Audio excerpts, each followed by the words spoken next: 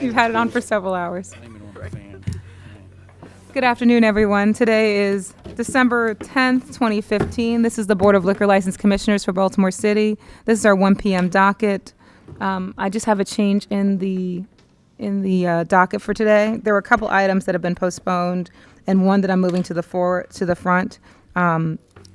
Item 3, down bottom, trade name pending at 1502 Clipper Road has been postponed. Also, item number 1 on the second part of the docket, Evan Morville, our house licensee at 301 West 29th Street has also been postponed. And one of the violations, which was Telemaris, that has also been postponed off the docket for today. So those items have been postponed. And I'd like to be able to read the first one into the docket because we're going to move it around a little bit. And that's number 2, George Alagueros, and that is Harbor East Ventures, LLC. So I'll read that in. Bryson, am I okay for the record? Yes. Okay, so Harbor East Ventures LLC, trade name pending. That's at 1010 Alisana Street. It's a Class BD7 beer, wine, liquor. A request to change a B back to a BD7 beer, wine, liquor license. Abraham Hurdle for Harbor East Ventures.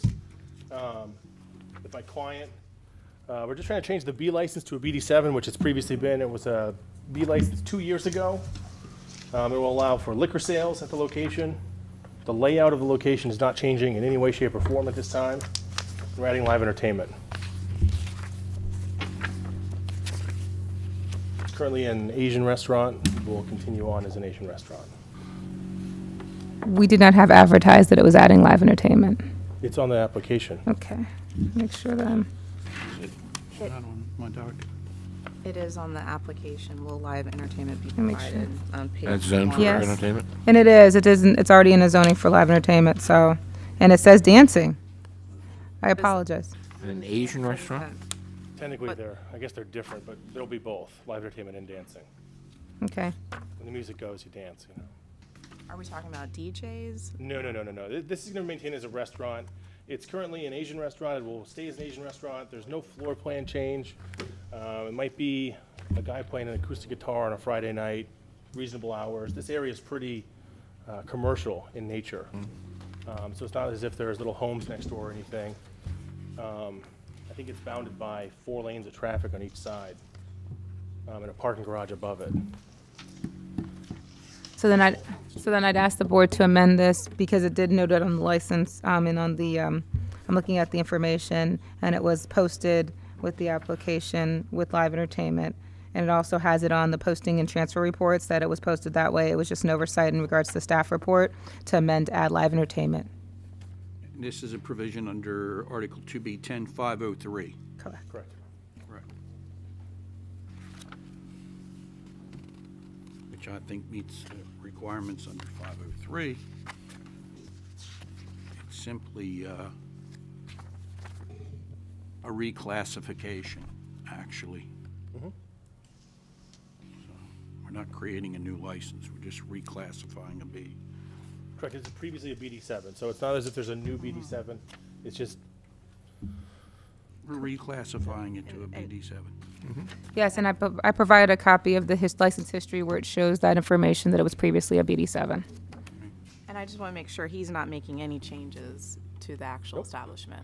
nope, there's no floor plan changes, which is why we didn't include one. It's previously the way it is. No changes at all. Mr. Trotter? Is that fine with me? I'm a yes. That's fine with It's a me. yes. 3 yeses. Thank Thank you. you. Have a good day. Have a good day. Thank you. Thank you. So we're going to go back up to the top of the docket. This is a remand order that is in front of the board. It's Anthony Obakuri, UJU Investments, Inc. This is located at 1213 Edmondson Avenue. This is a Class BD7, beer, wine, and liquor. This is a denial of a reconsideration on a 180-day review, originally held on October 16th, 2014. Mr. Kadensky? For the record, Melvin J. Kanensky, 19 East Fayette Street, representing the applicant. This was an application that was approved by the board back in, I think, November of like 2013. Some of you may or may not remember this was a license that was from Mardix on Mulberry Street. Mr. Mardick had passed away. And his brother Alex, who's still alive, barely alive, I think the bourbon keeps him alive, not that that's a bad thing, sold the licenses to Mr. Borkery. He had bought a property on Edmondson Avenue, and there was a fire there. It took him much longer to get the property rehab because of the fire. He has in his possession copies of the applications for a UNO. He's probably expended somewhere around 35 or 40,000. He told me the place is ready to go. He's had to stop because of the prior board's decision, and that came back because he wasn't notified and wasn't here. So that's the reason for the joint remand, is asking for an additional time to complete. He said that it would take him no longer than 60 days to finish. He's got all the thing, everything. He's just got to go down and get the city to comply and issue the UNOs. What about the zoning? The zoning he would have to get the zoning approved, and what's there. I don't know that zoning said it's not approved. It's been closed for a year? Oh, more than that. This was never there. The license was never there. It was being moved. Doesn't, under zoning, doesn't it revert to an R8? It may or may not if you abandon the use. If you never abandon the use, it would not. That's how it reads under the non-conforming. Okay. Whatever you would do, Would have to go to zoning. zoning. You know, he's asking us 60 days to give him the chance to go ahead and do that. Then, whatever we would do from today, he would have 180 days to either resolve the zoning or sell the license and move it within the legislative district. Correct. Not, yeah. Okay. What was the original use of this? Marduk's Restaurant. No, I know that. No, what This was he just a gonna do? building. What was he going to do with He the was license? going to do a jazz club. Jazz club, something, right? wasn't He met with the community, and he had. And then a second community came in. They were all up and tight with Doc Cheatham, but we originally met with City Councilman Welsh, and we did the original hearing, was approved. And the problem was the building he bought at a sale because there had been a fire there. And he has put money into it? About $35,000, yeah. Thought it was a blank lot. It was for a while, wasn't it? Well, It was it was it next was to it. blank There's lot. like 2 pieces of property there, yeah. Have there been any discussions recently with the community? Well, he's already been approved, so it's not, when you say the community, that really worries me. You know, I mean, It's been approved by, he's approved by the board and By by this everybody local- else. He's just asking for time to complete his approval. And they It were, was remanded. It was it remanded. was remanded because he wasn't here Right, for the extension. right. He can't tell them any more than I'm telling you now, is that he has all his approvals and he's put his money in. He just wants improvement, finish his transfer.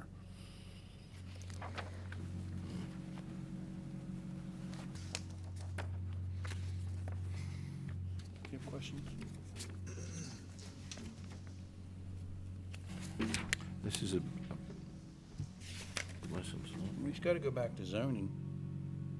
If he doesn't get zoning, he can't open there, Exactly right. but he'd still have the license. Correct. I mean, that's We all he give wants, it- that we approved opportunity. So we're going to approve, If you approve the 100-day transfer, 180 day. it's up to him to get building, fire, electrical, zoning, everything Within done. 180 days. Correct. Or sell the license. sell the license to Absolutely. somebody else other than in an R8. In a different the area. Legislative district. That's a fair assessment, that's correct. Okay. All right. All right. So we're just approving the 180-day Well- extension. Go ahead. The only issue is the fact that the licensee exceeded their initial 180 days. So that's right. And so then that's the reason why they were at the hearing, and they had 2 hearing dates. There was a hearing in August of 2014, and that he did send in a information on to say that he couldn't make it, and then it was rescheduled for October of 2016, and then he did not make that hearing, and there was an issue with the notice, and that's why the issue was remanded back by the court, because the October date there was issue with notice, but the licensee or the applicant exceeded his initial 180 days because it was approved on November 7th, 2013. Even when you look at August, when the first hearing was supposed to occur, you had far exceeded the 180 days at that point. But what the board, you're right, is looking at the fact that the time stopped on October 16th, 2014, when we did not serve the notice right, and that's why it's being remanded to you. So you have to assume that today is October 16th, 2014, and that you're looking at this case for the first time because the board, when they heard the case on October 16th, they denied the transfer. They declared the license dead, and that's what you're being asked to reconsider. I'm just saying, the right which issue. wasn't the right issue at the Okay, time. all right, fine. So that's what I'm saying is that's what you're being asked to reconsider, that date and time. So I just want to make sure that's clear on the record, is that you're being asked to consider as if today was October 16th, 2014. And that's the issue. So you're looking at all the issues that were placed in front of the board on October 16th, 2014. In front of the board on, Well, your client was not here that day to correct. present anything. So that's what you're making the presentation for your client for that date and time. And that's what this hearing is supposed to do, is the date that he was not able to come here, he's supposed to make the case. And then the board is looking at it based on that date. correct. So that's what I want to make sure I'm clear on. And the presentation is the hardship, the fire, the rebuild. Correct. We're now non-pro-tunc. We're back in time. Correct. Okay. Do you like that? I do.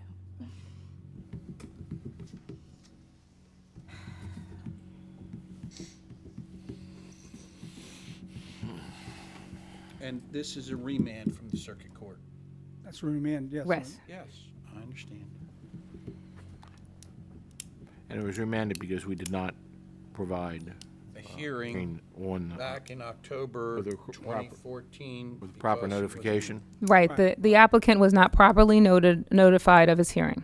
And so he was not able to make that hearing. And then he subsequently asked for a reconsideration, and that's why it says denial of a reconsideration, because the board accepted his letter for reconsideration, but denied it on October 30th, 2014, and said that it didn't matter about the notice and that they denied it. So thus, he had to file an appeal, and the appeal was stipulated back and remanded to you. Well, they denied it because it was beyond Exactly. the Well, timeframe. that's what, but I can't I think that's why I'm not going to go into that, because that is also part of your file. Go ahead. Well, they didn't really deny it for that reason. They just said the license was a dead license. Correct. That's not the issue in front of the board. The issue in front of the board was to give him time to finish his transfer. They were indicating that it was, and that's the board, there was nobody here to talk for him, so, and I wasn't here. They just summarily went on the wrong issue. That's one of the reasons why it was remanded. Were you his lawyer at the time? I was his lawyer, but I wasn't here to argue Okay, that. that's fine. Okay. Just asking. But in Because you the should have done- interim, zoning changed. I'm assuming. He's been applying for, he's been getting his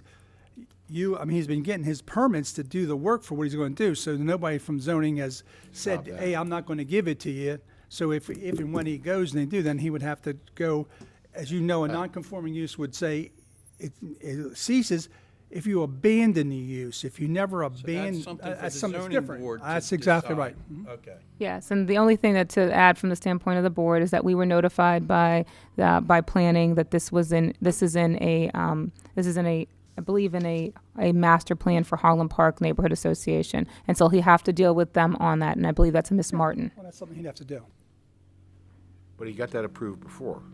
It was approved when he got approved before. Back correct. in November of 2013. That's correct. So the community association approved When to they that just- master plan that I this don't know if jazz the club. master plan was in effect at that time. I don't want to say that to the board, but Yeah, I don't know. they were here and we had, you went back in front of the microphone?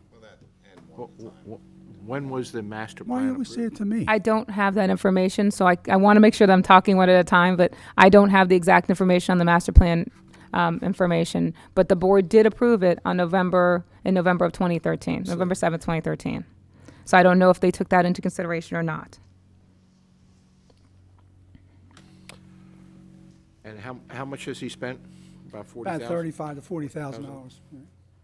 And how far is it from completion? The work is 98% done. He just can't get he stopped getting his final approvals because of what happened in October. So if the board would give him the time, then he would go through, get his final approvals, and if there's a zoning issue, straighten it out.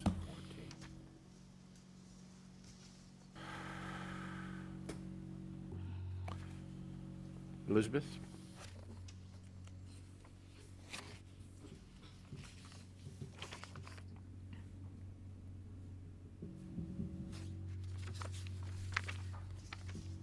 I don't like the fact that it was beyond the time period in October of 2014.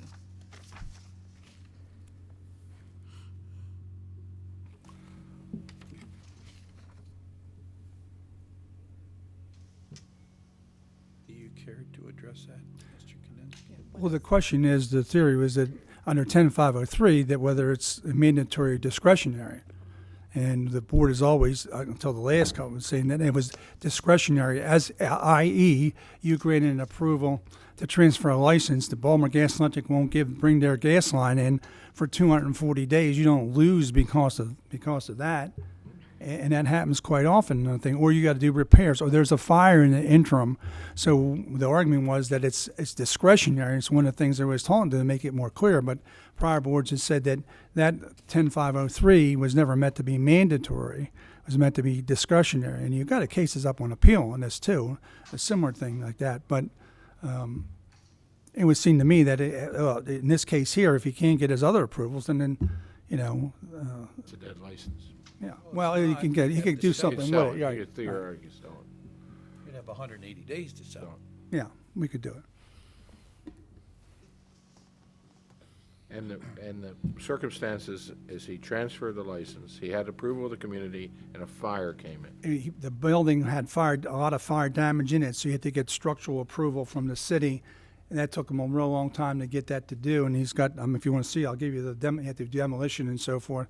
And he was pretty much after October almost ready to go, except that when he found out what the board did, then he just stopped doing everything.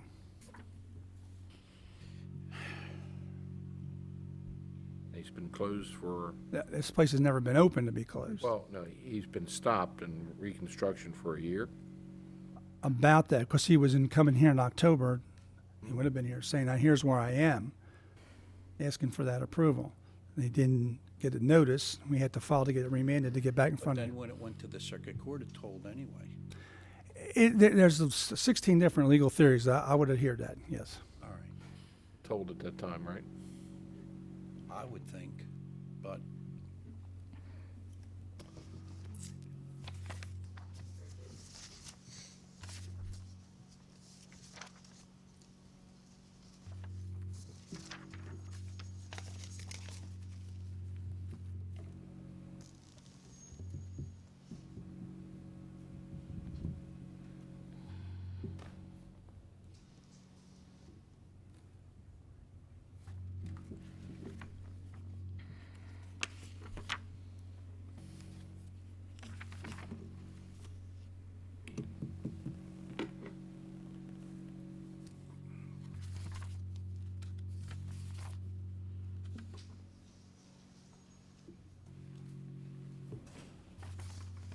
When exactly was the fire?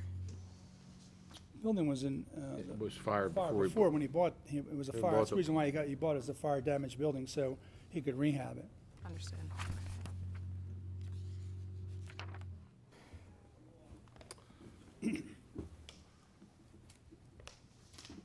Given all the zoning that has to go through and all the approvals, I'm favoring a decision of yes. I'm a yes. Based on the conditions that he's got to go through, all those hoops, I mean, and it was a remand. It was an R, but it was, Wasn't really our fault. It was the No. other board, but well, there's money out of pocket. And you have an opportunity to go on the record. I know what the rules say it's two, but Right. It sounds like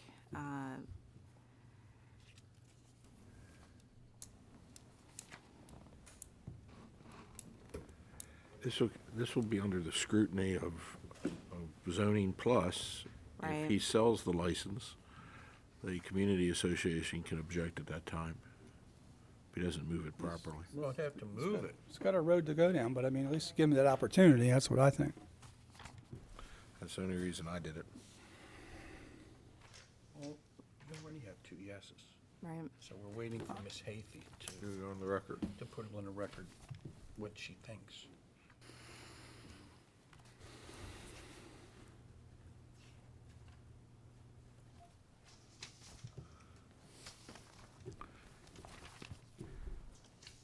And you're saying the community was fine with it back in 2013 It's when we had the hearing, it was transferred. when it was transferred. It's just that he It didn't was have. like Harlem Park, and I can't remember all the rest of them now. There's a copy of an agreement originally from the November meeting that's attached in here, dated November 4th, 2013, from the Harlem Park neighborhood in support of Panache. And then there's a subsequent letters afterwards from the community in regards to when it came up for the 180-day hearing, dated from October 2014 in objection. So you have two sets. You have a support letter from November of 2013, and then objection letters that were sent in October of Well, 2014. They supported it, but Right. then, correct me if I'm wrong, because they said it took so long, they didn't support it? That's pretty much, I think that's the tenor of the letters. Okay. That's the issue. I'm still a yes. I am.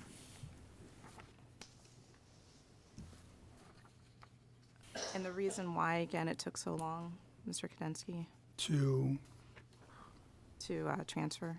well, he had to get his demolition construction, and he was writing letters to the board saying, here's where I am along my path, and then they decided to schedule it for a hearing. I mean, have one of those letters in here.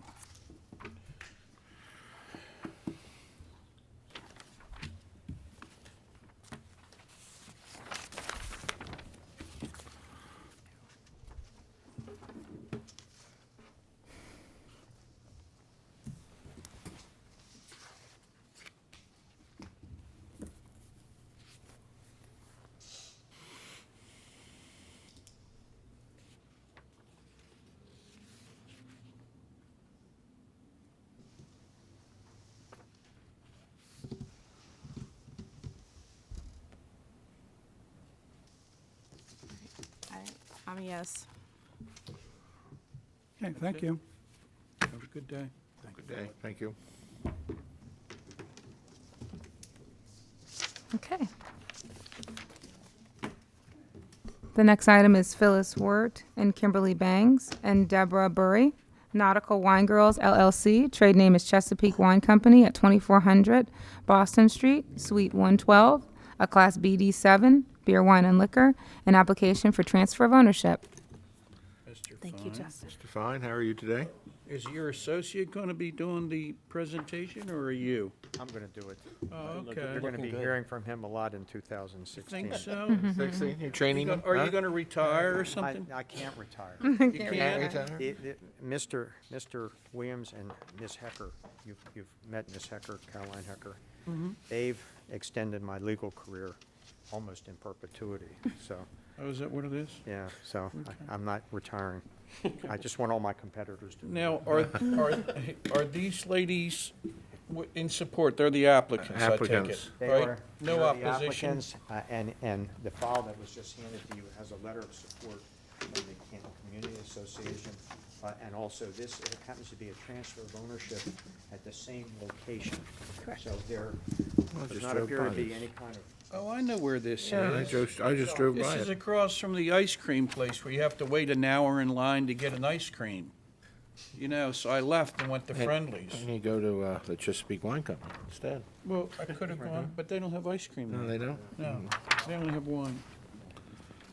that's exactly where it is in the American Can Company, across the street from where I live. I know where it is. I had to go by there once. And I don't drink, so. I bought it for Retired to a friends. retired state trooper. I'm sorry, Mr. Fine. Mr. Chairman, members of the board, my name is Stanley Fine, local attorney with Rosenberg Martin Greenberg. With me today is my colleague Justin Williams from the firm. And the three applicants are standing right behind me, Phyllis Wirt, Kimberly Bangs, Deborah Berry. And as I mentioned earlier, this is an application for transfer of ownership at the same location, which under Rule 2.10A, the only issue the board shall consider is the fitness of the applicants to hold an alcoholic beverage license. The applicants have entered into a contract to purchase the existing business at Pressman Brothers LLC, trading as Chesapeake Wine Company in the Can Company. And the licensed premises include a wine bar and retail area as well as outdoor seating. The establishment was founded by Mitchell Pressman in 1998, and since its founding, Chesapeake Wine Company has never had any kind of violation before this board. The applicant today is Nautical Wine Girls LLC, and our first witness as a proffer would be Kimberly Bangs, one of the licensees. Kimberly actually lives across the street from the American Can Company in, what's the name of it? Shipyard. The Shipyard, which is actually in front of where I live in the morning. And Kimberly's one of the owners of Nautical Wine Girls, and the Chesapeake Wine Company today has a full-service bar in the middle of the first floor, and you have pictures of both the outside and the inside, with seating for roughly 40 to 50 people, and it's surrounded by shelves and racks full of wine. It's a liquor store, but it's a BD7 license, so they have the ability to serve food, and they do. And they have a bar, and it's utilized. And Mr. Pressman, since 1998, has worked very hard to establish a very nice facility, and these ladies are going to make it even nicer. There's an article that appeared yesterday in the Baltimore Business Journal concerning these ladies in this business. And a very nice article, and it really says it all, that they are very experienced. Ms. Bangs has been in the food business for many years, first working as the general manager of the Perry Inn and Pub in Perry Hall, and most currently being the director of dining services at Roland Park Place. Ms. Wirt, her partner, is a 28-year veteran of the Maryland State Police, rising to the rank of lieutenant before her retirement. And they're a good combination to make this a very successful operation. Their policy to ensure that no one under 21 is served alcoholic beverages to card everyone who appears to be under 30.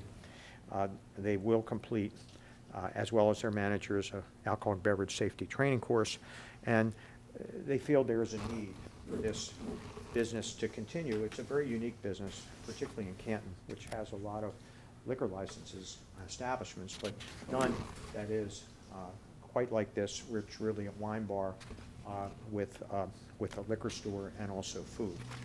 They have received the support of the Canton Community Association, and the letter of their support is in their file. And the application they submitted to the board is correct and accurate, and they're familiar with the rules and regulations of the board, and they agreed to abide by them. That would be Ms. Bangs' testimony. Ms. Wirt would basically say the same thing.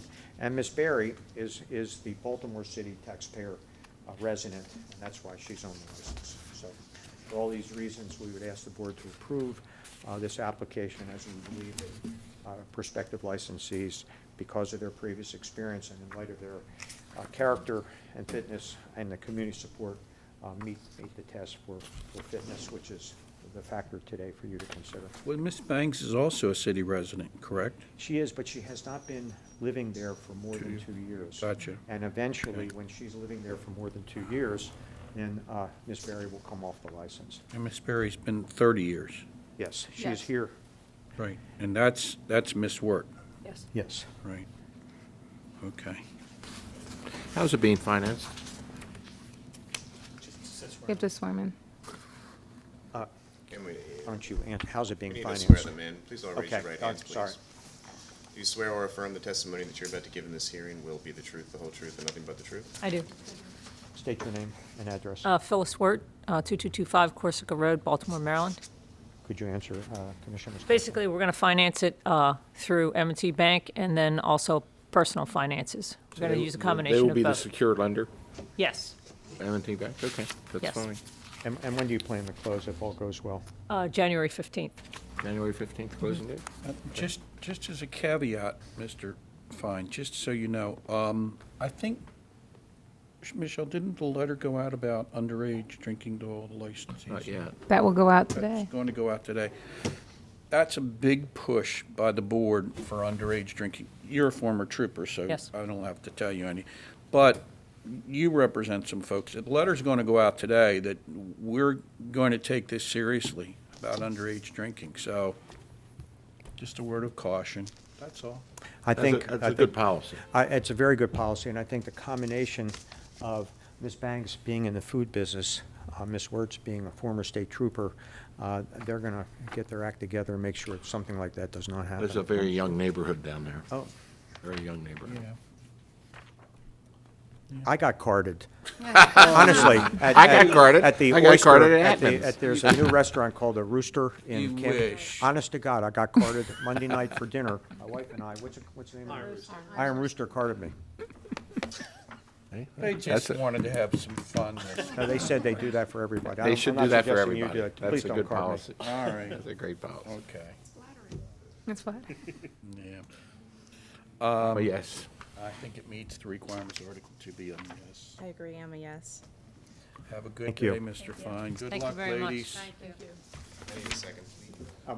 And obviously, the file is submitted into the record. Yes. I'm I will sorry. pass it right over to Michelle. the. I have a copy. Yep, Well, you have a she's copy? got one. Thank you. Thank you, sir. Have a good day.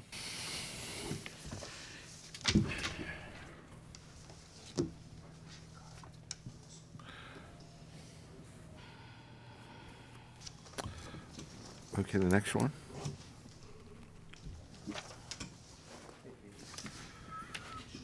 I just, Okay. Mine through this one. The next applicant, are you okay with that? yeah, what, I'm trying to make sure it's, She's asking. I'm ready. okay, great. She's good. It's Matthew Pierce, Harlan Incorporated, trade name is Clavel. That's at 225-27 West 23rd Street. This is a Class D beer, wine, and liquor, a transfer of ownership to add on,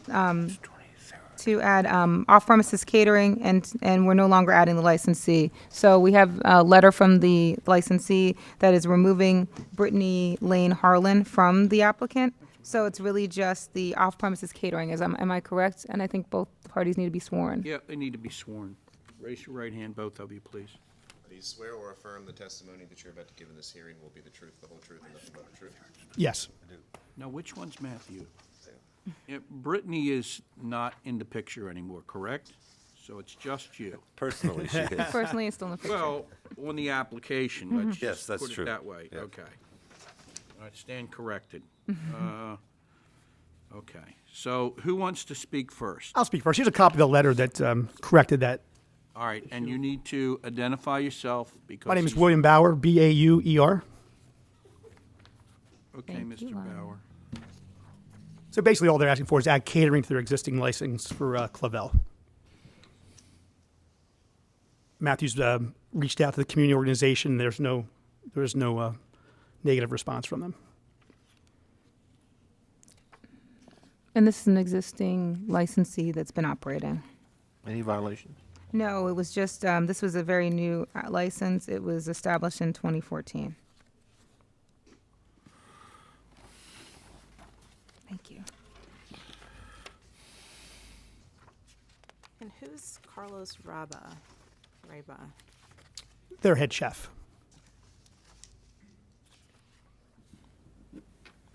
He's a 25% interest.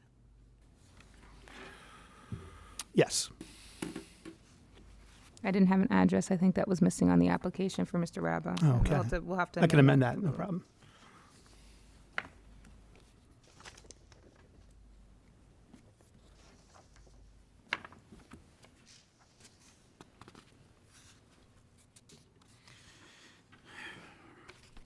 Well, the paperwork seems to be in order, It's not, Well, with that one correction. with the one correction for the chef's address on the application, because that's not here.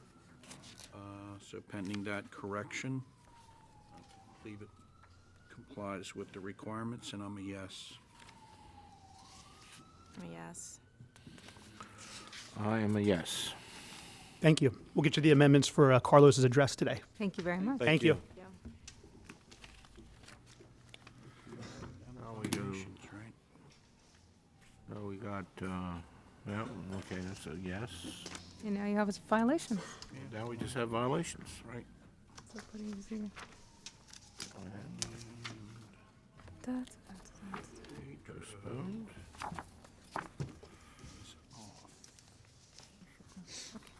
We just have one violation? Two. Two. So I'm going to start with the violations docket. That is William Hotling and James Trujillo. Second Chance Operating Ventures LLC. The trade name is Baltimore Sports Bar. This is located at 1400 Warner Street, a Class BD7 beer, wine, and liquor. This is a violation for 4.10A sale to minors that happened on October 9th, 2015.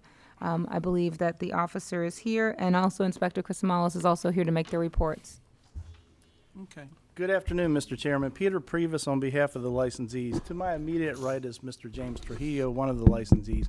Mr. Hodling is out of town on a construction job and won't be back until Christmas. He is well aware of this hearing, and I speak with full authority for him. To my far right is Mr. Ian Hambrook, who is the manager that was on duty when Detective came in. The plea is not guilty. Okay, that's everyone sworn in. Everyone raise your right hand. You swear or affirm the testimony that you're about to give in this hearing will be the truth, the whole truth, and nothing but the truth? I do. Okay. Who's going to go first? Who was there first? You were there first. I was there. Right, okay, go ahead. Detective L.C. Greenhill, SES Vice. On 8th October of this year, between 7:30 p.m. and 12:30 a.m., your writer, along with Inspector John Chrisomalis, conducted an investigation into a college night being held at the Baltimore Sports Bar located at 1400 Warner Street. Your writer received anonymous information along with a map of where buses were going to be picking up college students leaving from the Towson area, heading to a college party being held at Baltimore Sports Bar. With the assistance of Inspector John Chrisomalis, he was able to conduct a site surveillance at a parking lot location in Towson, while your writer conducted periodic checks of the Baltimore Sports Bar. At 10:30 p.m., Inspector Chrisomalis then notified your writer of a group of college students that were now waiting at the parking lot in Towson. And at 10:40 p.m., Inspector Chrisomalis then advised your writer that a school bus had just arrived and picked up a group of students.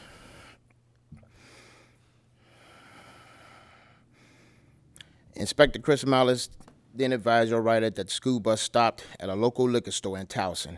After 15 minutes at the liquor store, the bus proceeded into the city of Baltimore, with his destination being the Baltimore Sports Bar, located at 1400 Warner Street. At 11:40 p.m., your writer observed the bus arrived at the Baltimore Sports Bar, dropping off a group of college students that had been picked up only an hour prior in Towson. Your writer then notified Detectives John Garrett and Olufemi Akawande of SES Vice and advised them of the situation involving potential underage drinking at the Baltimore Sports Bar. Your writer furthermore advised both detectives to enter the liquor establishment in an attempt to gain knowledge of possible underage drinking inside the liquor establishment. Detectives Garrett and Akawande would later inform your writer of the underage patrons that were getting marked with X's on top of both hands. At one point, Detective Akawande observed a white male later identified as Blake Willis, male white, 20 years of age, with a date of birth of 11/5/94, and a white female, also later identified as Kelsey Grimes, female white, 20, with a date of birth of 11/5/94. Both of whom were observed to have black X's on top of both of the back of their hands. As described by Detective Akawande, persons that were underage were marked with an X on top of their hands to indicate that these persons are under the age of 21. Detective Akawande then advised your writer that both Grimes and Willis were able to remove the X's from their hands. Detective Akawande advised your writer that both Grimes and Willis were observed drinking a mixed alcoholic beverage. Given the clothing description of Grimes and Willis, your writer, along with Inspector Chrisomalis, entered the Baltimore Sports Bar in an attempt to properly identify both Grimes and Willis. Your writer met with night manager Ian Thomas Hambrook, while Inspector Chrisomalis attempted to locate Grimes and Willis. Inspector Chrisomalis then located Blake Willis and advised your writer that he was 20 years of age, with a date of birth of 11/5/94. Inspector Chrisomalis also stated that Blake Willis was in possession of a mixed alcoholic beverage. Blake Willis did not readily produce his identification to your writer due to the fact it would have revealed that he was under the age of 21. A few minutes later, Inspector Chrisomalis located Kelsey Grimes, who was also identified to be 20 years of age with a date of birth of 11/5/94. Inspector Chrisomalis also observed her in possession of a mixed alcoholic beverage. Both Willis and Grimes were issued criminal citations for minor being in possession of alcohol. At that time, the investigation was concluded. Mr. Previs? Thank you. Lieutenant Greenhill, did you in fact actually issue those citations? The criminal Yes, and it's citation? Detective Greenhill, I'm sorry, what did I say? Lieutenant. Lieutenant, Oh, you you're just detective. promoted him. Just promote him. We promoted him last week, He too, didn't so like that's it last okay. week either. Yeah. Just trying to help a guy out. Huh? He doesn't Sorry mind being about that. promoted. Detective Greenhill. We promoted him last week in another case. I guess of the LC, I keep thinking Lieutenant. Thank you. Well, you're welcome, or whatever. All right. Did you, other than what's in your report, you didn't observe anything else? No, Okay. And were you with Inspector Chris Amalis? Or no. Were you were at the location prior to his arrival? Inspector Chris Malice was at the Towson location. I Okay. was in the city. Okay. Got it. Thank you. I have no further questions. No problem. Mr. Christomalis. Inspector Chris Malice, Baltimore City Liquor Board. I have nothing further to add from the detective's report. Well, what about Kelsey Grimes and Blake Willis? I mean, do you adopt his testimony as to? I adopt his testimony. When I first approached them, they both said they were 21 years of age and that he had his ID in the truck. Followed him to the parking lot, at which time he obviously was lying. After the detective issued him a citation, I went and interviewed him again. At that time, he did tell me that the original story was that they walked in without any ID at all. They just walked through the front. After speaking with security, they said that, they admitted that they were in the wrong for a minor being in possession. However, they said there's no way they just walked by us. We're very strict. They had to show us something. When I re-interviewed the male and the female, at that point, they did admit to me that they did give their ID stating that they were under 21 and they were marked with X's, at which time they went to the bathroom, removed the X's, and then received alcoholic beverages. Okay. Mr. Previs? You observed them with, the report says you observed both the male and the female with a mixed drink in their hand. Correct. Okay. And when you questioned them about that, they indicated to you that they did not purchase or were otherwise furnished the drink from the bar, that they had another individual who was over 21 bring it to them? I asked them where they received their drink, and they said that their friend got them the drink. Okay. So you didn't observe them actually purchasing or otherwise being furnished a drink by the establishment? The only person that could have observed that would have been the undercovers that were inside prior to us entering. Okay. And when actually questioned, they finally were honest with you, they told you that they were furnished the drink by That's what they said. by another individual. That's what they said. The detective could probably answer that better. Myself and Detective Greenhill, we entered the location after we were given a message from the detectives, the undercover detectives, to enter. So we never saw them purchase anything. They were in the location prior. I don't know who this gentleman is that just walked up, but you haven't been sworn. Are you one of the undercovers? Yes, sir. Yes, sir. Okay, so you need to be sworn, okay? Raise your right hand. Do you swear or affirm the testimony that you're about to give in this hearing will be the truth, the whole truth, and nothing but the truth? I do. Name? Detective Akiwande, Baltimore City Police Department. Okay, so you stepped up. You weren't here originally, but what are you going to testify to now?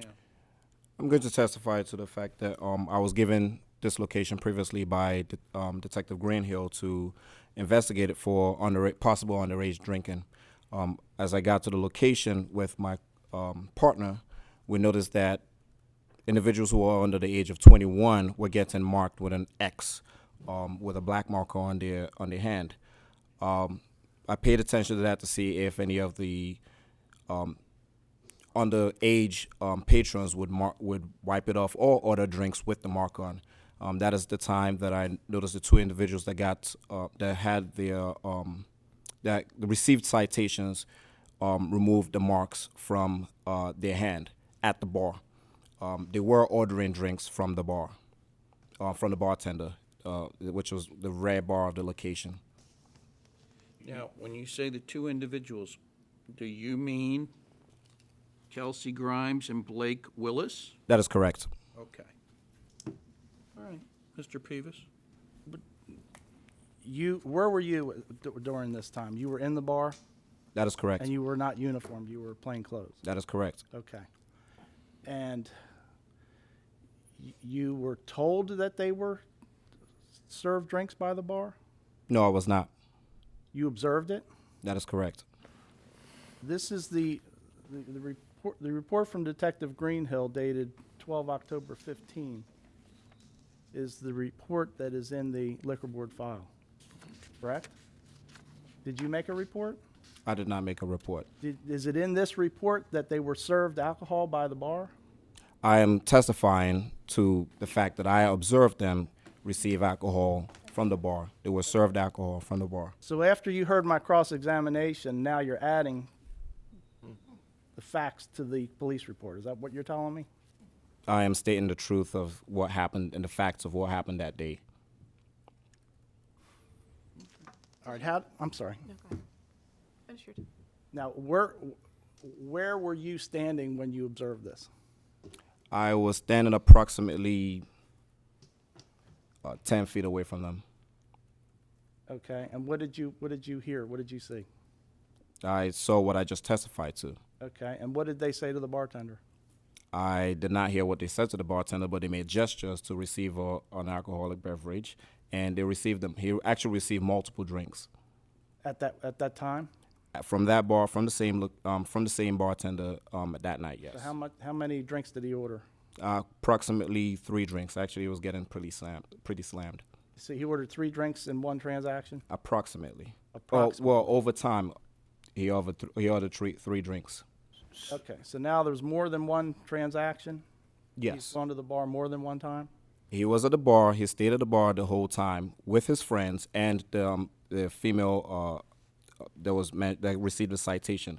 He ordered multiple drinks from the bar at different times. He had to finish a drink. Once he finished the drink, he ordered another drink, and it just kept on going until the detectives And you came were in. standing 10 feet away each of these 3 times? I was walking around, and I was within. I could clearly see him without any obstruction. There was nothing blocking my way. I could see everything they were doing, and I actually started paying attention to them once I realized there was a violation made, and I wanted to make sure I could clearly observe what was going on. Okay. But you didn't hear anything? You couldn't hear the conversations? Well, there was music playing. I couldn't hear clearly the conversation, but the gestures were clear to me. Okay, and what did you see? I saw him ordering drinks. First transaction, He ordered a drink. ordered a drink. Yes. You don't know what was in the cup. I would assume that he was getting alcoholic beverages because the cups that were given were made for the alcohol. There were cups that were given that were basically made specifically for alcoholic beverages. They were what were designated for alcoholic beverages that night. So there was nothing else that would have been in the cup. So you didn't observe the bartender. You just observed the bartender handing the cup to I observed him mixing a drink for the young man that What got did a he mix? citation. I could not tell you what he mixed. Thank you. Thank But you. it was an alcoholic beverage. I can't tell you exactly what he mixed, whether it was Long Island iced tea or anything like that, but it was an alcoholic beverage that he got from the bar. Okay. I mean, But they you were didn't- you clearly didn't see the alcoholic. bar- I'm sorry. Go ahead. They were clearly alcoholic beverages that he was making from. I could see what the bartender was putting in the drink. It wasn't a soda, because there are faucets made for that, and it wasn't water.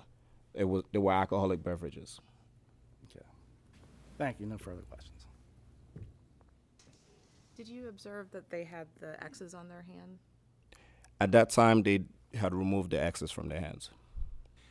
Now, I have a question. When you saw them getting the drinks, was it from a dispenser, or did he use bottles and put bottles and then? It was a mixture of both. It was a mixed drink. So he had a dispenser to basically put the chaser into the cup. I couldn't tell whether it was vodka, gin, or brandy. But that's not my question. My question is, did he reach back into like liquor bottles and mix the drink, or did he mix the drink with the Squirter. squirter? He reached for liquor bottles. Okay, all right. You said the person was slammed? He was drinking. So you could tell He was in- drinking pretty quickly. You He was could tell finishing he his was drinks. inebriated when you questioned him? I didn't question him. The detectives did. Detective? Krista Moss talked to him too. When I questioned him, he didn't. He did appear to be a little intoxicated, not to the point to where he slurred speech or anything like that. But he did appear that he had been drinking. The glassy eyes, indications, stuff like that. So. Inspector? I would have to agree. He wasn't heavily intoxicated to the point where he couldn't carry a conversation, but you could tell he was probably feeling pretty good, having a good time. Questions, Mr. Previs, in light of Mr. Trotter's questions? In light of Chairman Neal's question, Detective Akinwande, again, when I asked you, you said he poured some kind of drink, but the way you know it was a mixed drink because of the nature of the cup. And I asked you what the actions of the bartender were, and you said you weren't sure. And then you said it was a hard liquor, but you don't know whether it was vodka or gin or brandy or something I like that. testified to the fact that it was a mixed drink, an alcoholic beverage. Okay, but you didn't identify any particular bottle that No, I was did not. labeled that you could tell it was a hard liquor, right? I could not tell what kind of hard liquor it was, but the drinks that it was making for this gentleman was basically the same type of drinks it was making for other patrons. Most of the patrons were ordering alcohol. Thank you. Excuse me. What, can you describe the bartender? I honestly cannot describe Male or the female? bartender. It was a male. It was a white male. Excuse me one second. Who's the bartender? Who's the bartender?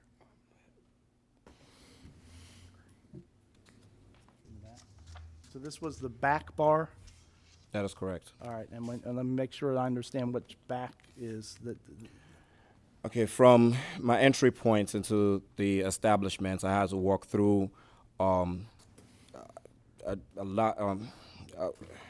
There's a main bar when you walk in, and there's almost like a dance floor in the back. So you walk through that area, which has lounges, which is more like a lounging area. It has Okay, a so circular bar. And you walk to the second door, and you see a dance floor with a DJ playing, and there's a back bar. Okay, so the front of what you're describing as the front of the establishment is the part closer to the casino, It was closer to the entry point. and the back being closer to the M&T Stadium, right?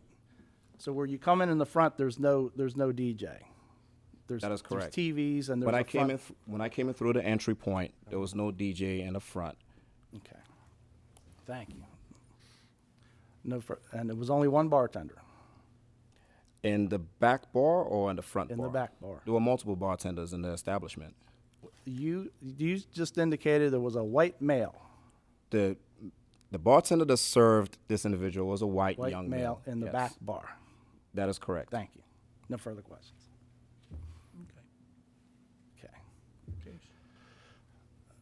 First, I move to dismiss the basis upon which I prepared the defense of this case was based on the police report that was provided, and now material information has been added to this that totally changes the character of this case. Okay. Second, I move to dismiss based on a lack of specificity as to whether this was in fact a mixed drink. Detective Akinwande is the only person that describes the pouring of the drink, and he was extremely vague about whether it was in fact an alcoholic beverage. Thank you. Denied. Questions? Okay. Mr. Handbrook, you've been sworn. Speak into the mic and spell your name for the record. IAN, HAM is in Michael, BROOK. Okay, Mr. Handbrook, you're the manager at the game, Yes, sir. 1400 Warner Street. Yes, sir. And how long have you been working there? Since we opened in June. Open in June of 15. And you've been there since inception. Okay.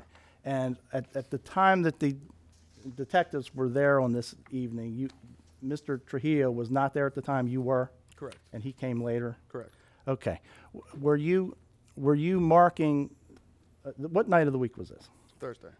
Okay.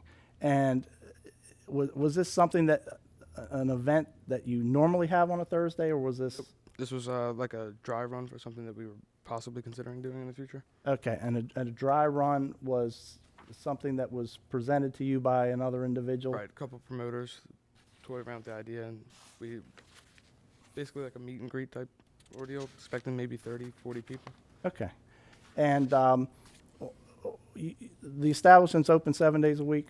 Sir. On a normal weeknight, is there any reason to have any security? No, I would maybe 20 people, 30 people watching a sports game, And- eating food. And when that's the occasion, when people are there to eat and drink, do you have someone at the door marking IDs for young people and of age people? No, sir, the bartender's card people. The bartender's card, right?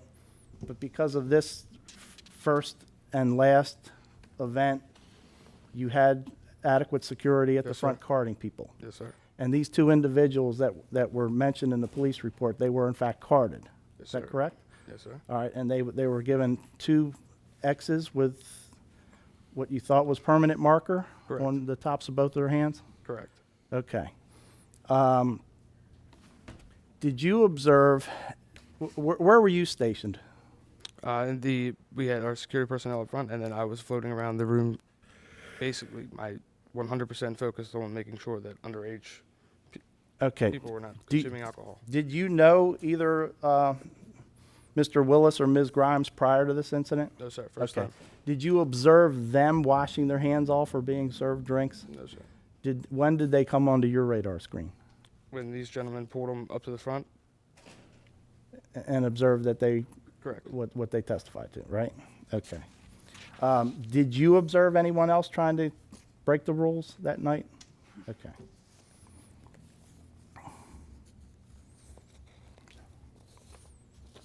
Okay, no further questions of Mr. Hambrook. Mr. Trotter? They might have some questions for you.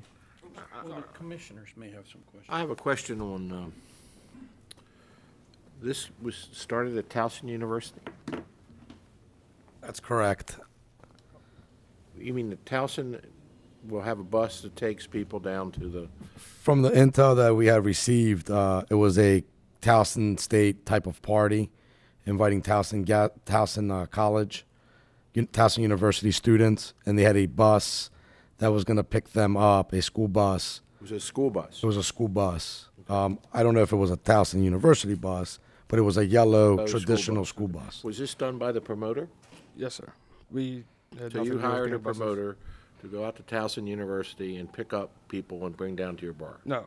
No, okay. Mr. Trujillo, the owner, can explain further, and I intend to have him. What, explain it. Okay. Call. Is there any other questions of Mr. Hambrook? Okay. Mr. James Trujillo. Mr. Trujillo, spell your last name, TRUJILLO. and you've been sworn? Yes. Yes. Okay, and you are the owner of this establishment? Yes, I am. And you are also the liquor licensee? Yes, sir. All right. Now, questions about the nature of this event coming to fruition. What occurred? I was approached by a group of young guys from Towson, and they liked our venue. They said that they wanted to have DJs come out and hold events there. We'd been talking for quite a while. They asked if they could come out on this particular Thursday. They wanted to bring a bunch of their friends over. They wanted to turn on the turn on the sound system. They wanted to have a DJ and basically just check the place out. I was there most of the day. I left there about 8 o'clock, and I got a call that they had brought a bunch more kids, that it was about 150 kids and not the 30 or 40 that we anticipated. And Ian said we were already prepared. We had wristbands and cups, and we had a system in place to take care of it. The promoter did tell me that they were going to bring some kids in on a school bus. I actually thought it was a great idea. I thought it was preventing drinking and driving. I didn't see any problem with it. I didn't know that was going to be a factor. But that's how the night came about. So you say that was 150? There was 150 individuals total in the bar. We probably do about 40 or 50 of them ourselves, maybe 20 or 30, you know, And the school bus brought, 30, 40 at the most. It was a single school where bus. were the other people coming from? There was Towson students that drove or kids in the area. Okay.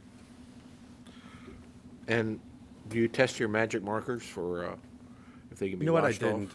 didn't. We read that they were permanent ink. You know, I did a quick test on it.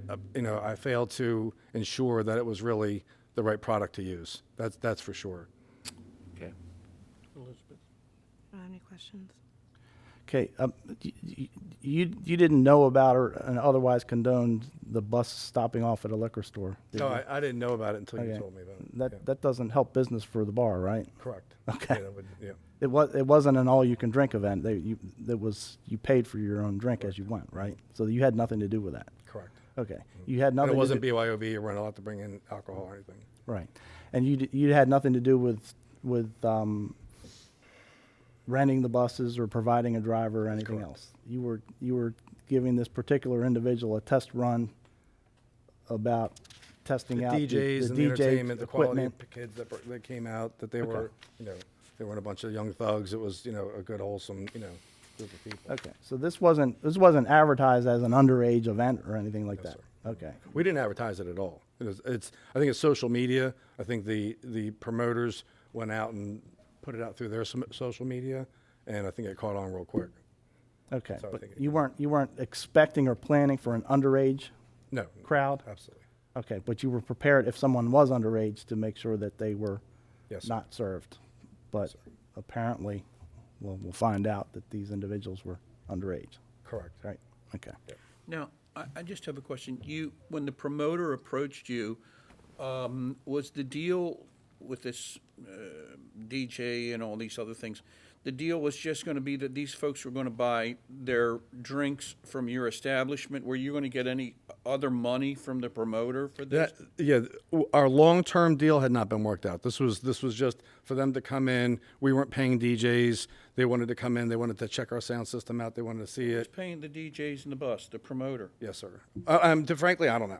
I mean, How were they getting their money?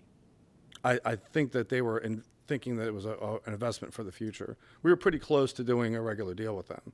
So I think that they were looking forward and saying, you know, but I can't testify who paid for them because I didn't witness it. Okay, all right. Okay, and you ultimately, you did not enter into an arrangement with this individual? That's correct, yeah. Okay. And you're not going to? Correct. Okay. Thank you. I have nothing further. All right, that's the case. Time for decision. May I add anything else in? Yes, you may. I just wanted to comment with the undercover police and the liquor board inspectors. I got to tell you, they did a great job. You know, they were very, very thorough, very professional, and I appreciate their input on how we interacted. I hope that we reciprocated that. You know, until this moment, you know, no one has told me that any of our bartenders had served anybody. I haven't had an opportunity to go back and question anybody. I was told from the beginning that the drinks were passed from one kid to another. And, you know, I just take this very seriously. We have a lot of money invested into the place, and I just didn't want to negate or to lower the seriousness of this with how we presented ourselves today. Well, That's it. let me just say this to you. Your comments are well taken. However, when a promoter approaches you and tells you they're going to get a school bus and bring young people from a university, some of those people are going to be underage. So it's nice that you're concerned, but at the moment when this happened, it wasn't an issue.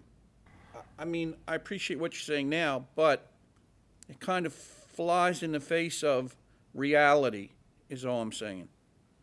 But that, take it for what it's worth. Mr. Trotter, you, Go ahead. I mean, I find that there's a violation here. Oh, there is a violation here. It's kind of amazing that somebody would approach you and say, I'm bringing a school bus of Towson people down. And I find Towson, got to talk to them They have a new president, so.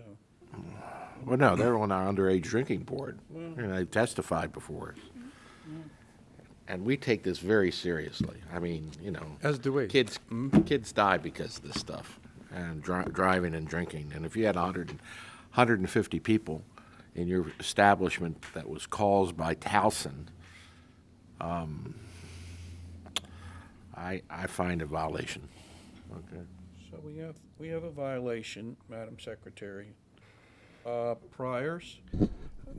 There are no priors, sir. It's a new license. It's a new license. It's been in operation since June, and I also note that the two individuals turned 21 3 weeks after the incident. It doesn't matter. I if they're understand still the law. Just Under happens to 21 be at the. the two that they got, Mr. Previs. That's all. Right, and it doesn't matter, quite frankly. Do you have any mitigation testimony?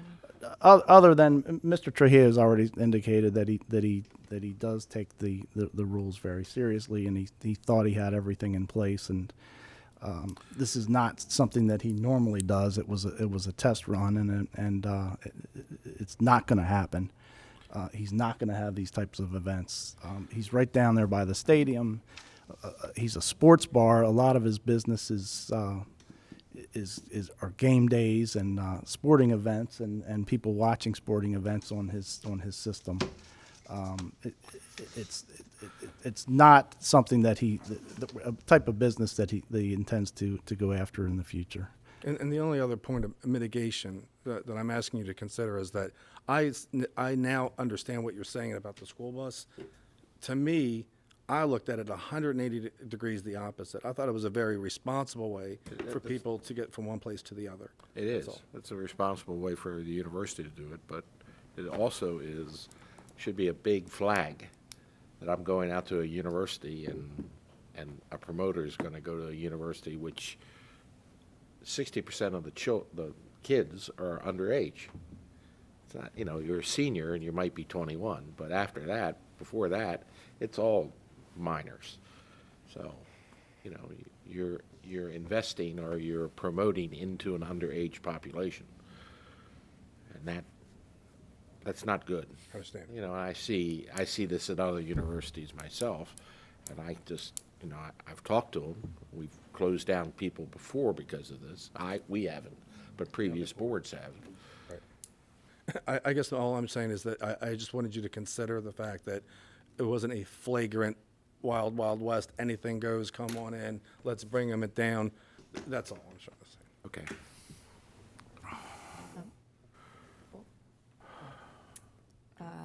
You wanted to say something? Well, the laws just changed recently that the maximum, since this is a first-time offense, is 1,000. Right. In regards to 401A, there was a law change that allows the board to fine up to $1,000 for the first offense versus $500 for a violation of 401A sales to minors. And that came out from in the last session. Okay. And this incident was October 12th, so it would be after the effective date. Got it. Right. Understood. Respectfully request that the board consider a fine in this matter since it is a first offense. Well, as far as a fine, I'm at 1,000.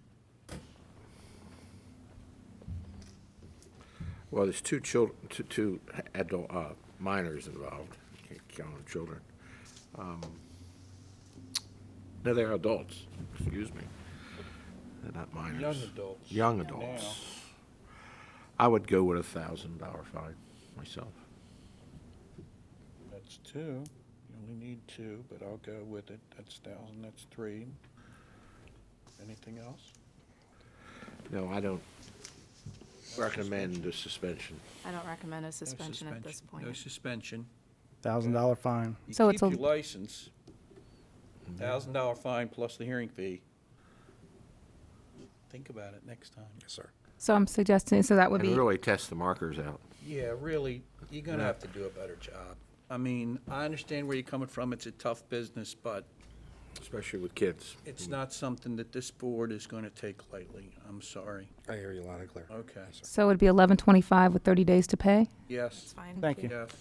Thank you, Thank you Mr. very Previs. much. All right, last one, right? I will sign that for you, 1 second. Hold on Mr. Previs? Hold on Mr. 1 second. Previs, she wants you. Thank you. 11/25, 30 days to pay. We need, Okay, so the next item, just give me 2 seconds, I'll sign, is,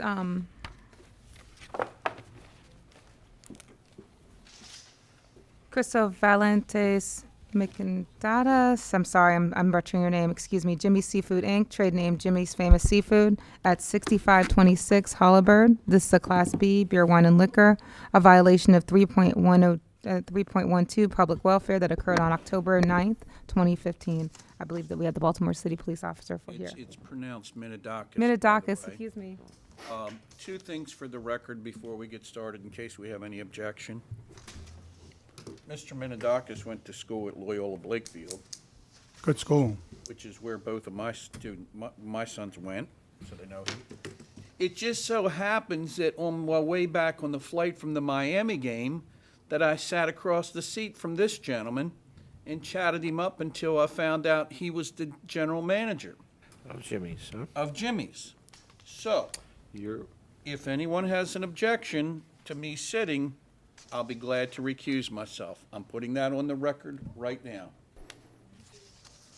It doesn't affect me one way or the other. So, if I get any objection from anyone, it only takes two. We still have a quorum. He objects. I'm out of here. Well, how's this Scott standing? Who is he? He's one of the police officers. It's a police officer. For this case? Yes. You're in front? He's not for this case. Objecting as a police officer, as a citizen, I mean, you know the defendants.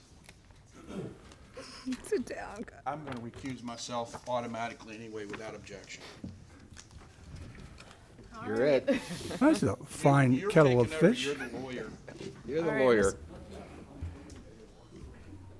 One at a time, please. Why don't we, Mr. Kudensky. swear them on? Right. Let's just start with swearing everybody in. All right, raise your right Why don't you hands, swear just in please. case? Do you swear or affirm the testimony that you're about to give in this hearing will be the truth, the whole truth, and nothing but the truth? Yes. All right. Question for you, Mr. Kudensky. Introduce yourself. For the record, Melvin J. Kudensky, 19 East Fayette Street, representing the licensee. Be a general denial. Denial. Denial. Okay. All right. Officer. Officer Michael Feely, Southeast District. What's your last name, sir? Feely, F like Frank, E-E-H-E-L-Y.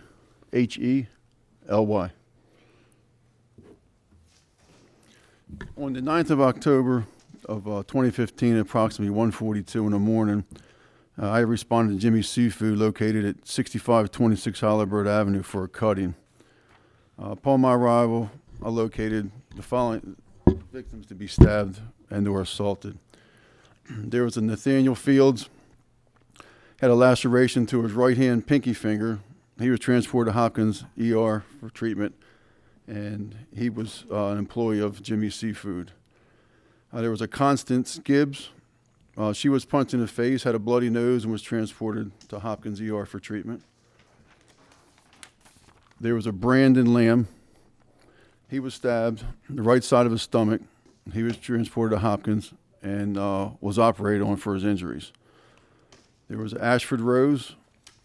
He had a stab wound to his left thigh and 3 stab wounds to his left torso. He was taken to University of Maryland Shock Trauma, where he was also operated on for his injuries, and he was also an employee of Jimmy's Seafood. There was a Garrett Haddell. He was stabbed on his left wrist and the right side of his abdomen. He was taken to Bayview ER, and he was an employee of Jimmy's. And there was a Patrick Cunningham III. He was punched in the face several times and suffered a swollen and black left eye, and his front tooth was chipped. He did not go to the hospital. And then later, there was a 7th victim located at Franklin Square Hospital. This gentleman had a laceration to the left side of his neck requiring stitches. And after the incident, we had to secure approximately 30 to 40 people inside as witnesses. And then once our detectives showed up, it was 3 detectives. They went inside and interviewed him. And according to what the witness told the detectives, they informed me that, I'll object as was told to the detective's not here? no. Okay. I'll make an objection as to that. All right. Go ahead. He stated the whole incident started on the bar on the second floor, and he said on one side of the bar, a small scuffle had broken out, and that was kind of squashed right away. And then almost immediately after that, a second fight broke out on the other side of the bar, and that's where the suspect pulled out a knife and began to stab people, punch people, and I guess he ran out to the ran out of the bar, and that's when we got called. Had to get the medics there for all the victims. Now the seventh victim, his injuries didn't happen inside the bar. They were actually on the parking lot outside. I guess a subsequent fight had broken out there, and that's where he got cut. And his friend scooped him up, took him up to Franklin Square, and then we kind of took over the investigation up there from there. And then the normal crime lab showing up and processing the scene, and detectives showing up and interviewing everybody. Now, regarding this, you weren't a witness to any of this. No, I wasn't. So you came and upon the scene as you described it. So all the information you have here is either you took down or a detective who's not here gave you. Is that correct? Or other officers, Yeah. yes. And would it be fair to say that you were, and we talked before this hearing, so it was no surprise, that the people from the establishment were cooperative with you and polite and assisted. Is that correct? I had no problem with the employee. Only problem we had was we had, like I said, we had to secure about 30 to 40 people inside, and everybody wanted to leave, and that was a little tough. But other than that, They all want to go home, and you want to try to sort through it. Is that correct? Exactly. And then along with that, did you have information that the squabble regarding the guy with the knife started because some young lady was fondled? I found it out later from the detectives after they did their interviews. Okay, and then if somebody was trying to stop that individual, and then that's when he went on a little bit of a spree going through the place. Is that correct? Yes, yes. And in fact, a couple of the people that were stabbed, one was the bartender, another was an employee. Is that correct? Actually, a bartender and two other employees. I think the other two employees were like security working the door. So I mean, they were trying to stop, and they then stabbed them. The incident that happened on towards the outside in the parking lot. You don't know if there was a continuation of the fellow was trying to stop him, or you don't know? That I don't know. We didn't know anything about that until maybe an hour or so later when we got a call from Franklin Square. Okay. Or from Baltimore County that this had happened down at Jim's. All right. And later on, within a week, they got the perpetrator, as far as I know and you know. Is that correct? That was a few days later, yes. All right. So it was easily identifiable. They knew who he was. And as far as you know, he's being prosecuted in the system. Is that correct? That's correct. Okay. I have further questions. Officer Tiffany Villard, Southeast District, Baltimore City Police. I couldn't hear you on the record. You need to come slide on down to my mic. Yeah. Stephanie. Officer Tiffany Villard, Southeast District, Baltimore Police Department. Villard, V as in Victor, L-A-R-D as in David. I was also a responding officer that night. Responded to Jimmy Seafood for the call of the cutting. Did not enter the restaurant. When I arrived on scene, I was instructed to follow the medic that was on scene to transport Garrett Hadel, one of the victims of the incident, to Bayview Hospital. I was there for several hours and gave information to Officer Feely in reference to his injuries. So as you indicated, we talked also, you didn't go in the place. You were assisting outside, and you went with one of the victims to the hospital. Is that correct? Correct. And as far as any of the personnel from the establishment, did you have any interaction with them at all? I did not. Okay. All right. No further questions. Did the victim talk to you about what occurred? No, I didn't ask him any questions. My duty was just to follow the medic, make sure he got from one point from Jimmy Seafood to the hospital safely, and stand by so that someone else possibly could take over the investigation. So how many victims were there? Ended up being 7 total. 7 total victims. Did you notice the security in the place when you went into Jimmy Seafood? Did they have a bouncer or a... The two gentlemen, Nathaniel Fields and Ashford Rose, when I went in, there's a front door that faces Holabird Avenue, and there's a corner door. I went in the corner door, and Mr. Fields was there, and Mr. Rose was actually in a little further at the bar sitting. He was cut up pretty bad. They're the only two that I noticed when I went in, and at that point I exited out the bar, and then other. This is the second floor or the first floor? That's on the first floor. Now, the incident occurred on the second floor, and then once, like I said, once I went in and they said we had those two, I went outside because there was other police in there, and then more victims started coming out through the front door off of Hollenberg Avenue, and just had to keep getting more medics and stuff there. So, I guess Mr. Gibbon. But let me just, a couple of the people that were, the victims are here. You recognize them, is that correct? I'm, Mr. One at a time. I'm just asking you a question. Do you recognize them?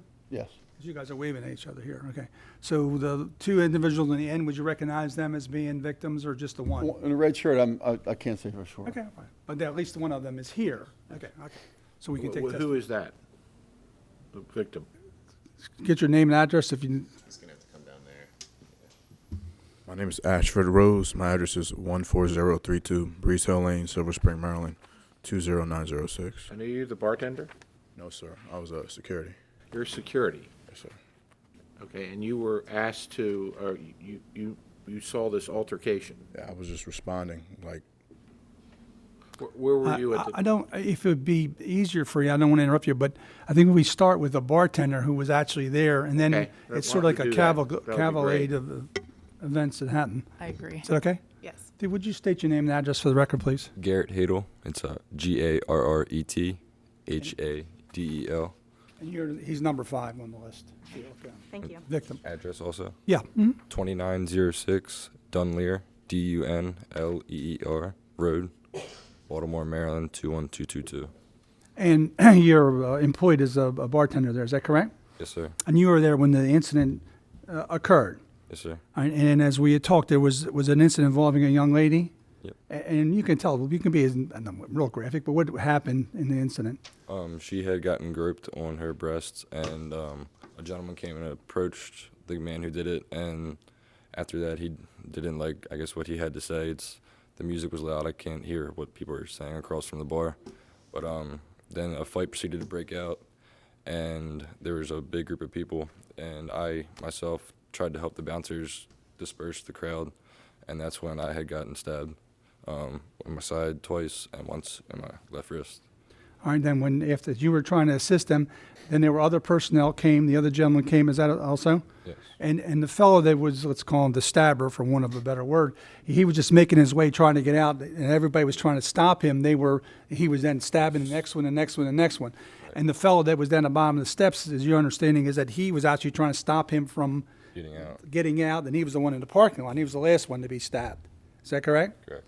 All right. And in that incident, once the initial groping took place and the gentleman tried to stop him, it all happened within a few minutes. Is that correct? About 30 seconds to 45 seconds to a minute. So he was just, after that was just a mad slashing going on. Yeah. I have no further questions. Any questions? This transpired in how long? 30 seconds to a minute. It was all very, very fast. It was. How big of a knife was it? I'm honestly not sure. I didn't see the knife. I didn't even realize that I had been stabbed. You didn't realize you were stabbed 3 It times? was all adrenaline. I was trying to separate it, and then I realized Now, I looked the down. officer said that there was a skirmish that was stopped. Yes. I don't believe me ever remembering that. I was working as far as serving people their drinks and all that, and then I noticed a big skirmish. Was this, the assailant, was he at the bar and he groped the woman? Yes. Was she with him or? No. No. Okay. So it was just a rogue person coming in groping women. A person who should never have been there. Should never have been there. Okay. Well, you were close enough to see him, like we're here. Yeah, right? it's a small bar. It's Right. you see. And you just told me you're just finally getting back to work now. Is that correct? Yes, sir. Okay.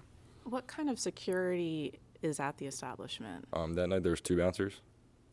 And what kind of security do you have for people coming in? Do you pat them down? What? It's ID, and maybe they pat if they feel necessary. It says restaurant. Seafood's Restaurant been there bar. for a million years. Yeah, Well, at since least 50. 74. Yeah, 74. Anything else? I'll bring the other witness on. Yes. Do you have anything? You want to step up? State your name and address for the record, please. Ashford Rose, 14032 Breeze Hill Lane, Silver Spring, Maryland, 20906. You're number 4 on the list here. And you saw the initial fracas at the bar and you came to assist, is that correct? Yes, sir. I saw the initial little encounter, was being handled, and like Garrett said, in the number of 30 seconds, the gentleman, which we call the stabber, I guess he went to defensive mode or whatever. I can't explain it, but the gentleman went on and thought it was necessary to stab multiple people, and I was one of them. Yeah, and you were the second or third person on the scene, is that correct? Yes. And then you got stabbed. Where did you get stabbed? 3 times in my side, and 1 time my leg and my thumb too. All right, and then after he got done with you, then he proceeded to go down out further. He was trying to go, and he was, I mean, I can't put thinking, but I mean, I know this man from what I've talked to the detectives. I know he's been in jail. He's done something like this in the past. I think he was just doing what he was natural to. I don't know, but Yeah, but as he was going, people were trying to stop him, and he was that's just when he was stabbing. He was just stabbed his way out. Let's put it that stabbed his way. out. Okay. Because some people were just like, we were trying to assist other people. I'm trying to assist people, and I'm already hurt, and then, Okay. Any questions? I don't have any questions. Do you have any? There's, you're security. Yes, sir. You don't have any devices at all, like a taser or anything like that? No, sir. on premise? No, sir. I mean, Has this happened before?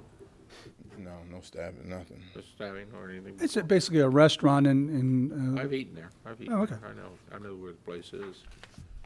Now, there's 2 bars. There's one on the 2nd floor and one on the 1st floor. sir. And there's a big entertainment area in the back, right? Yes, sir. Banquet. And you were on the 1st floor? No, sir. I was upstairs. And what's your normal, do you stay by the bar or you just walk around? Well, it depends on, depends, I'm usually behind the bar area. So there's a bar where the bartender's in there, you stand behind the bar, the guy at the door, there's some light downstairs too.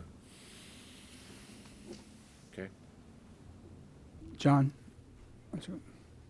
State your name and address to the record, please. It's Christopher Lantis Menedakis, 6526 Albert Avenue, Baltimore, Maryland, 21224. And you're a licensee there, is that correct? Yes, sir. You've been there, and it's been in your family since '74? Yes, sir. Yes, sir. It's a restaurant, and you have parties and entertainment at times, is that correct? Yes, sir. And you have security? Yes, sir. All right, and in this particular, were you on the premises at the time? I was. And then you had 2 or 3 security people working, is that correct? Yes, sir. And with the way there was explaining what's happened did you see it happen, or I saw the whole thing happen. and people were trying to stop this individual from leaving, is that correct? Yes, sir. And then he was just slashing his way out, is that correct? He was just on a spree. All right, and then eventually they wound up catching him About a week later. A week later, okay. I have no further questions. I don't have any questions. Do you have any questions? How has this affected your business?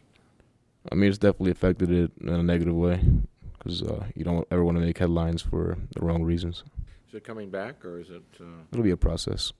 We'll get there. Okay.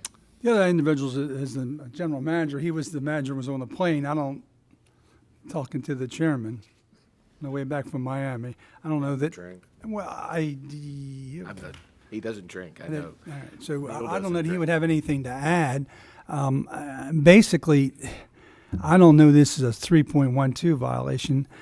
Certainly, it appears that it's, the public welfare wasn't involved in this thing. These were all customers. There was no disturbance to the neighborhood. The people that were there, they were held as witnesses, and I think there's no doubt that the police officers indicate that they were the licensee and their employees were cooperative and polite and actually helped the thing. Actually, it seems to be that what happened, somebody came to a damsel in distress, so to speak, and tried to said, hey, buddy, you just can't come here and do that. And then the guy just reacted. And then when he did, the bartender came over and he tried and he got stabbed. And then the security, and then the fellow was getting his way out of things. So it was nothing here that the licensee, nothing that the police officers testified that the licensee did. In fact, the licensee in this thing was probably more proactive. Now, who would have thought that he would have done that? Okay. I don't know, actually, like to bore you with these stories, but I was in the bar business, and you have people that we used to call them bottlers. As soon as a fight would start, they would grab a bottle and they want to do it. The ladies were famous for using stiletto heels. They were the girls that they figured puncture some holes in your nose or something. And I guess this fella here, and I understand was a bad character. He had just gotten out of jail, a week or two before, and he. I guess he probably panicked, whatever it is, and he fought his way out. But I don't see where this was a 3.12 violation where the bar did anything to violate the public welfare. In fact, they were trying to help the public welfare, and they helped in this incident. Sorry, did you say that some of the 7 people were not, or some of them were customers, right? Oh yeah, yeah. They were customers who were trying to stop, assist in the thing. And try to stop him from going out. And in fact, the one gentleman who was down, he was the last one at the door. The one they said was at the parking lot. He was the last person trying to stop the fellow from going out, and he was actually outside when they hit him in the parking lot. You had numerous people trying to come to an assistance of the people that were there. And of course, I think at the time when it happened that fast, nobody realized that the stabbings were as serious or what they were, other than they saw this fellow trying to escape and they were trying to stop him. Has the perpetrator been arrested? Yes. He's going through the judicial process right yes, now. Yes. And he was previous in jail for assault, I guess? I don't know his previous record. I don't know. But he had a previous record. As far as I know, yes, the detectives were pulling up pictures from prior arrests. One of your... I know his whole record. No, Can you he come to doesn't. the mic, please? Yes, in 2000, Give your name again. Garrett Hadel, 2906 Dunleer Road, Baltimore, Maryland, 21222. In 2003, he stabbed a gentleman, and he was released on bail. While he was on bail in 2005, he shot and killed somebody, and then pled guilty to the stabbing in 2003 and got manslaughter in 2005. And then recently, while in jail, he got another year added on for an incident that occurred in jail, and then was released this past June or July. And then this just happened on October 9th. Did you know him beforehand? No. This was information you got from the police officers. Okay. And right on the Maryland Judicial website. Oh, okay. Okay. Elizabeth, what do you think? When I understand what there is an obligation of the licensee to ensure the safety of its customers, patrons.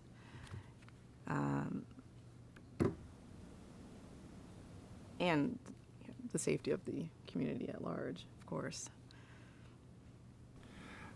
I don't see how they could have stopped it. Officer, would you comment? Any way that they could have stopped it? As we know that you're... I mean, actually, they tried to stop it. I mean, what they were Tried to stop it. they were doing is protecting the public You gotta welfare step there. up to the mic. Ashford Rose, 14032, Breeze Hill Lane, Silver Spring, Maryland, 20906. I was speaking to the detectives, and they basically thought that, that this guy, he never should have been out. That's how it could have stopped.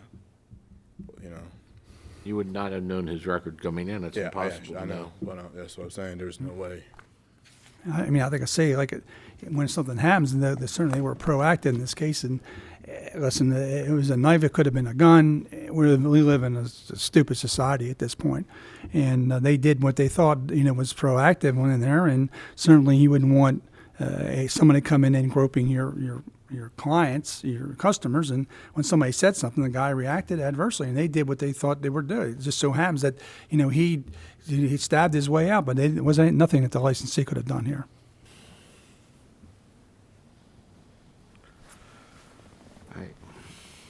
I'm of the belief that it's a public safety issue. It is a public safety issue.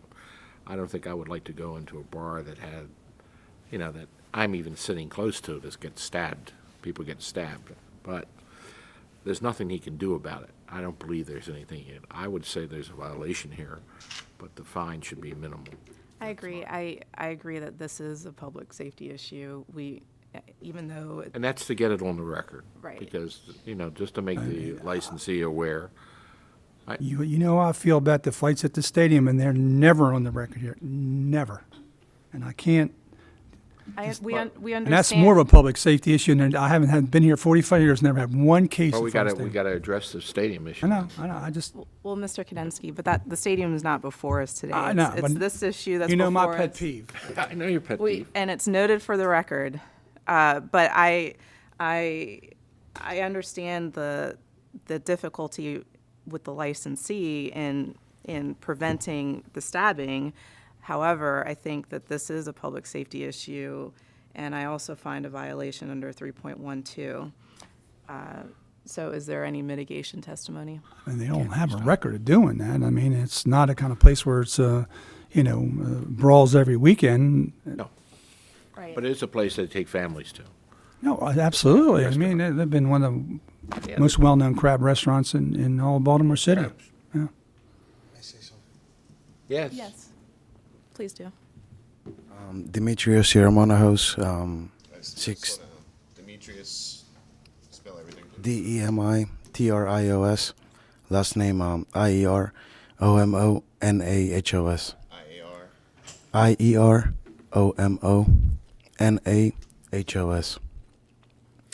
I am the general manager of Jimmy's Famous Seafood. I've worked there ever since I was 15 years old. So for the past 13 years, I was a busboy, moved my way up to general manager. It's home. John and I work 100 to 120 hours a week there.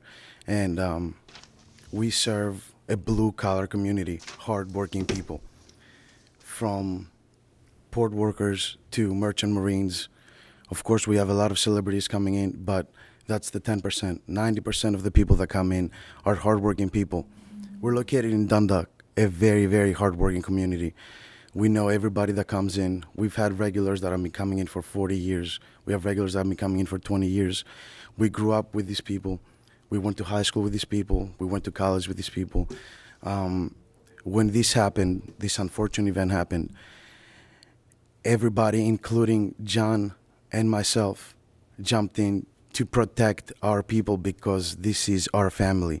These are the people that we see more than we see our families. And believe me, there was nothing more we could do. If there was, we would have done it. John and I were in the midst of it. Garrett was in the midst of it. Ash was in the midst of it. It was just one individual that could not be stopped. We did not have knives. We did not have weapons. We just have basic fighting skills, trying to protect our family. That's all. Thank you. Thank you. Madam Secretary, what's the history? Violations history? The last violation was in 2009, so you're out of the 5-year period. So you could start at the base level.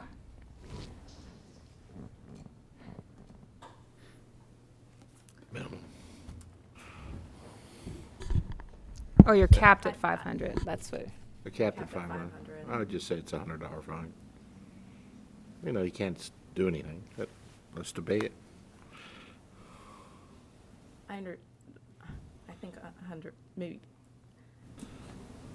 I was looking at 300, thinking about 300. I was thinking of 50. No, okay, let's So, go. so you say they're Let's still compromise at 200. Okay. 250. Okay. And a 250 bushel of crabs. And a Two- bushel. No, 250 plus the administrative fee. Am I correct in that? Yes, Yes. no suspension. No No suspension. suspension or anything. 30 days to pay. Thank you. Thank you. Thank you, officers. You're welcome. Thank you very much for coming. Again, I I know need it's a a sign tough for you thing. guys. It's a I'll be tough. right there. Wait, Must've been a Mr. nightmare. Kadinsky. Must have been a nightmare that night. Well, we were lucky because if we overlap shifts, about 30 seconds, they called the other shift in, about 30 seconds before this call came out. And they ended up holding them, the whole shift, all the shift over till like 5 in the morning. They had gone home, You didn't have anybody there. we had problems. Thank you for waiting. Well, thank you.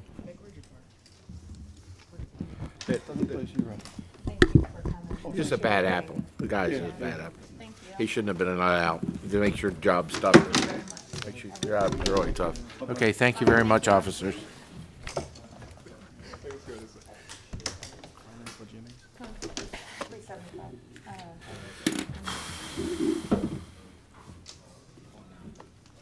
What?